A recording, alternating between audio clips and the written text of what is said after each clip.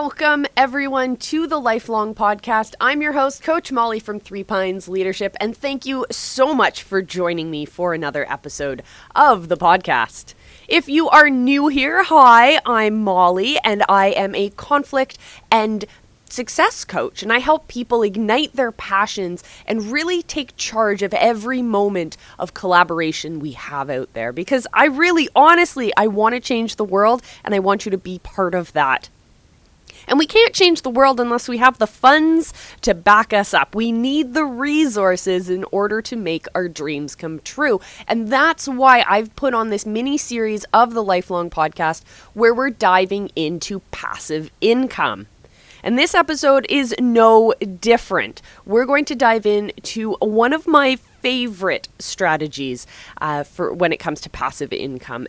But before we do, I'm really curious. Follow me on Twitter. Follow me on Instagram. I want to know, what passive income strategies have you heard floating out there? From MLMs, network marketing, all of those different ideas. I want to know. Let's do some myth busting. Let's figure out which ones are actually going to benefit you and which ones are honestly just a waste of time. I've been dabbling in a lot of these different ideas and strategies. I've tried a whole bunch of them, and I'll give you some of my expertise in that area. So enough with that. Let's dive in to today's topic, which is, as I said before, one of my favorite strategies that I use in my own business, and that is internet marketing. So in the simplest terms, digital marketing is the promotion of brands or products or ideas through online and digital platforms. And this can refer to things done on social media. It can refer to blogs, websites, all of that stuff. But it can also include text messaging, mobile apps, podcasts like you're listening to right now, and even up-and-coming digital television. It's a different way, contrasted to traditional marketing, for example. So in traditional marketing, like print media and cable TV, it's honestly like a shot in the dark. You're putting out your ads and you're hoping that everyone who's watching that will pick up on it. So I'll tell you a little story. Way back in the 1940s, before the 1940s, there weren't commercials on TV. There weren't. And you as a business owner would have to wait for someone to want something and then come to your store to pick it up. During a baseball game in the States, as everyone's watching it on these brand new TVs, there came an interruption. And there it was, the very first TV commercial, and it was from a clock company. And it simply was a graphic of the map of America with a clock face on it that said the company's name, and America runs on Boulevard. Interesting. There it is, the first TV commercial. And it interrupted everyone's game. It was just there in your face. It was no longer a piece of information about being able to purchase this product. Remember, a lot of people in the 30s lived through the Great Depression where they didn't have access to all of these great products, and their purchasing behavior was based on need rather than desire. And now we have this commercial that's showing us something fancy. And it wasn't giving us any information, really. It was just making us more aware of the brand. So I say it's a shot in the dark because you're really just creating more brand awareness. You're not able to reach the right person. I bet 99 out of 100 of the people watching those ads won't want anything to do with that product.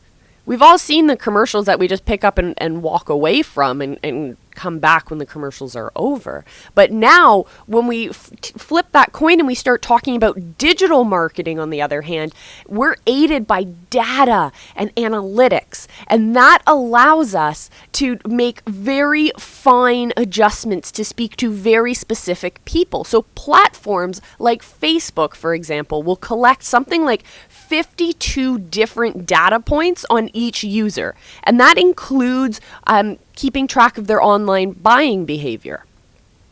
As a user of the Facebook platform, it's a little bit creepy, but as an advertiser, it's amazing. It's a gold mine of information out there. And you can now target your dream customer specifically. You can target housewives in Indiana who are between the ages of 25 and 29 who went to this specific college and have 2 kids and tend to buy online and also watch Oprah every third day. Like you can do things like that at a way more affordable rate because first of all, you're not advertising to as many people, so you don't have to pay for that.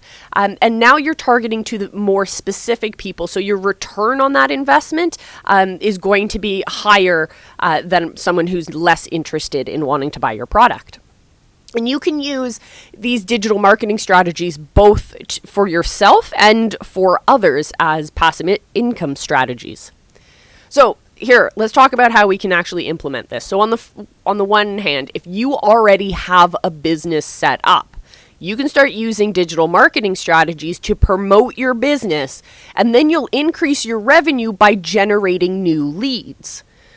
Depending on your business, you can also use digital marketing strategies to leverage other people's audiences to grow brand awareness and authority. And you can also use digital strategies as passive income strategies promoting other brands and other products.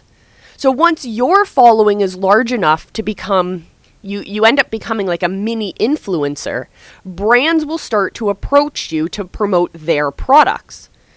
There are so many different strategies when it comes to this side of internet marketing. I could run an entire masterclass on it, but that's not what we're going to talk about right now. But the trick is to making this truly passive income that is generated while you sleep. The trick is in turning your content evergreen. So not making it content that you have to sit there and constantly be producing. That's exhausting. It's time consuming. And you would rather be on a beach, right? You'd rather be making money in your sleep, right? So the trick is making it evergreen. So once you've optimized your campaign, once you've optimized your product, you know your target market, you know all of the questions they're going to ask, and you have provided those answers in your product. Then you can turn your campaign on autopilot. And that's when it starts to generate its income truly passively. So that's when you start generating income in your sleep. So internet marketing as a passive income strategy, it's a lot of footwork to set up. It's a big learning curve for a lot of people. But if you're like me and you like to learn different things, you like to have your hands in a lot of different tasks at once, and you never want your every day to be the same, then internet marketing is definitely something I would look into. But it does take a lot of footwork and setup at first. And of course, like every investment in either your money or your time, your return on investments are not guaranteed.